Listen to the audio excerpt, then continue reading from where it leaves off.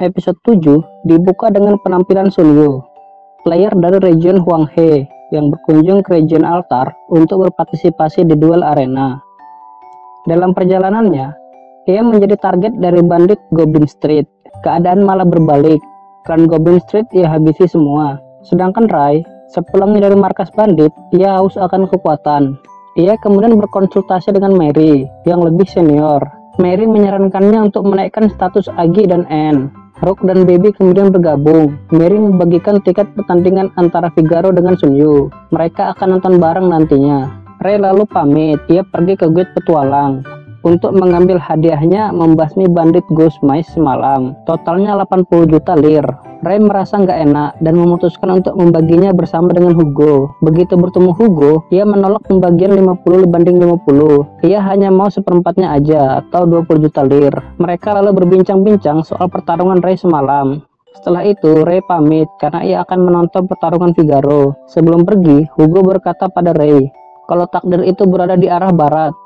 Ketika Ray nanya, Hugo menyamarkannya kalau ia mendukung Figaro yang keluar dari barat nanti. Di arena, Ray dan kawan-kawannya lagi nonton pertarungan antara Juliet the Fallen Knight melawan Chelsea the Great Pirate. Di puncak pertarungan, mereka ada skill ultimate embryo-nya. Juliet dengan Hresvelger melawan Poseidonnya Chelsea yang berakhir dengan kemenangan Juliet. Seusai pertandingan, Ray melihat kakaknya. Ia pun turun dan mencarinya. Ia menemukan kakaknya lagi berbincang-bincang dengan Figaro. Kakaknya lalu memberi cincin telepati pada Ray agar mereka bisa berbicara langsung. Ray lalu pamit. Dia melihat taruhan untuk pertarungan antara Figaro. Tanpa mikir, dia mau pasang 60 juta lir untuk Figaro. Nemesis gak setuju, ia langsung hajarnya. Saat itu juga, Sun Yu nimbrung dan memperingati Ray kalau ia akan menyesal. Ray ngelihat Sun Yu bawa tian di tangannya. Ray mikir, dia itu penculik dan mengarahkan pedangnya. Sun Yu hampir menyerang, tapi berhenti ketika mendengar suara Su. Ia ganti target dan menyerang Su, yang dapat ia tangkis. Setelah itu, Sun Yu berlalu dari situ. Su pun memperingati Ray karena belum saatnya baginya untuk berhadapan dengan Master Superior. Mereka lalu ke box penonton. Pertarungan pun dimulai. Figaro dari sisi barat dan Sun Yu dari sisi timur. Pertarungan dimulai, mereka saling serang. Sun Yu lalu mengaktifkan sihir ledakan yang ditahan oleh Figaro dengan skill pelindung dari jirnya. Saat apinya hilang, Sun Yu menggunakan skillnya, dan di kakinya sudah ada paru-paru Figaro. Figaro yang harusnya melemah, malah melepas jir bajunya. Efeknya ia semakin kuat, dan berhasil memampas jari dan telapak Sun Yu. Figaro kemudian mengeluarkan superior arms-nya. Sun Yu pun sama.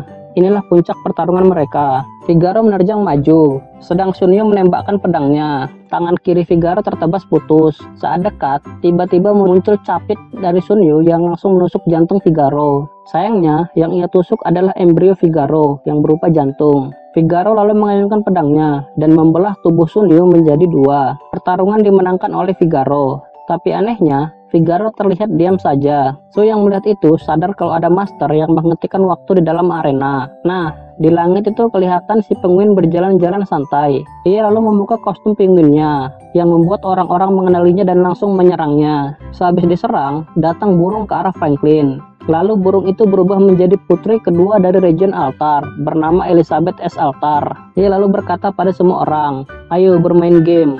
Ada orang yang gerak nggak pakai mikir dan menyerang Franklin.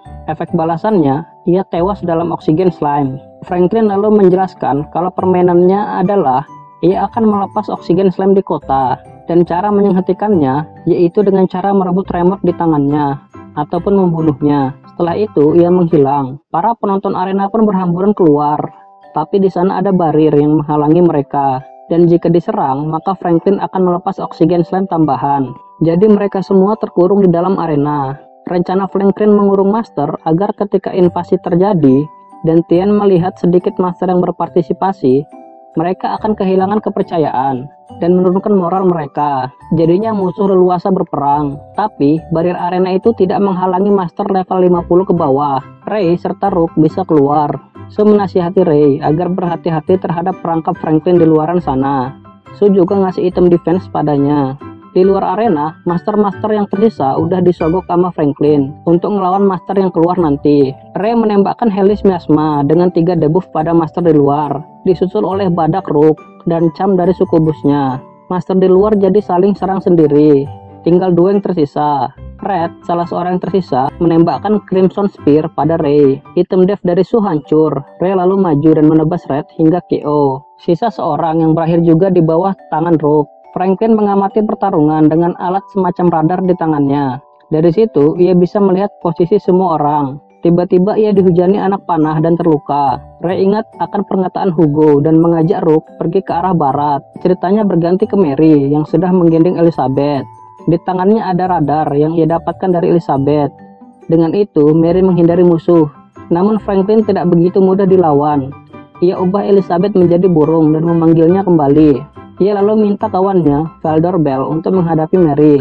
Di sudut kota, Hugo membubuhkan para master yang hendak menyerangnya. Pertarungan Valdor Bell dan Mary berakhir akan kekalahan Valdor Bell. Franklin lalu mendatangi Hugo dan memintanya untuk membiarkan Ray lewat. Ia lalu keluar dari kota. Ternyata dia sudah dikepung oleh pasukan dari altar yang memintanya untuk membebaskan Elizabeth. Karena Franklin menolak, pertarungan tak terelakkan lagi.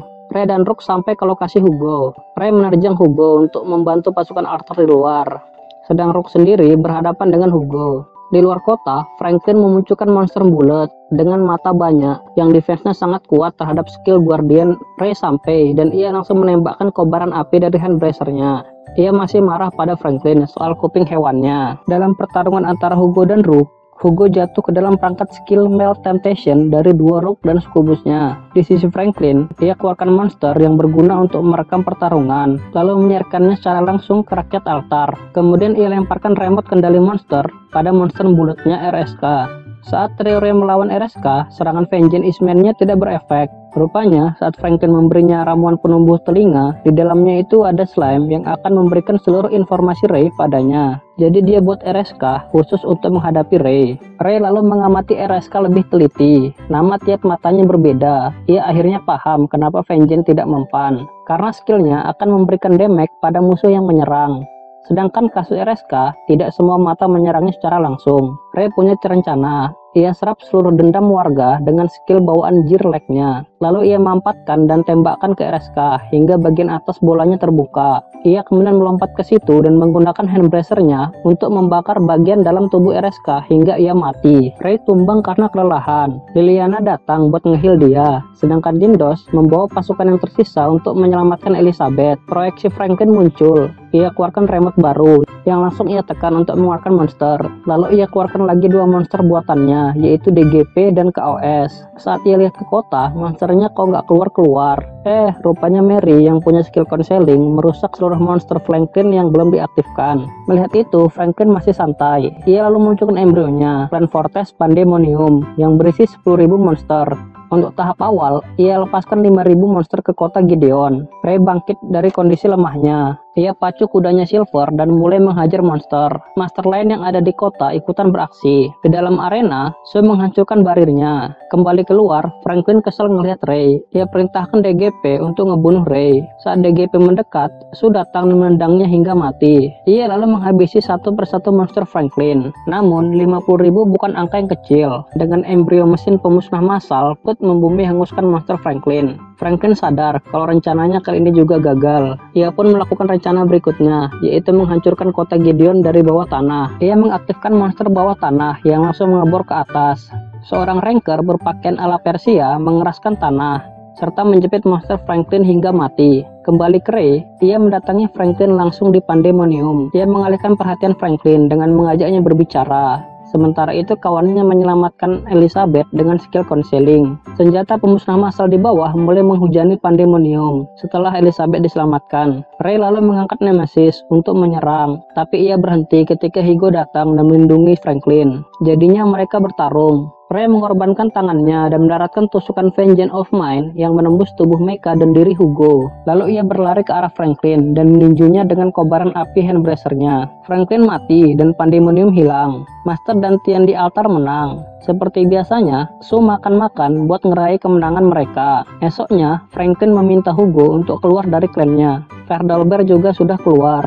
Franklin dan Hugo di dunia nyata adalah seorang wanita. Keduanya juga saudara kandung. Franklin kemudian memberikan hadiah ulang tahun lebih awal untuk Hugo, yang membuatnya terharu. Franklin meminta Hugo keluar dari klan bukan tanpa alasan. Ia tidak leluasa berbuat kejahatan jika adiknya ada di situ. Saat keluar, ia bebas dan berniat akan merencanakan balas dendam yang lebih hebat lagi pada Ray Starling. Anime ini ditutup oleh aksi Putri Elizabeth yang kabur lagi untuk nonton duel antara Mary dan Ray. Selesai duel, Ray offline dan mengurusi surat menyurat sekolahnya. Di sana, ia berpapasan dengan cewek yang kalau ditebak sih dia itu Mary Adler.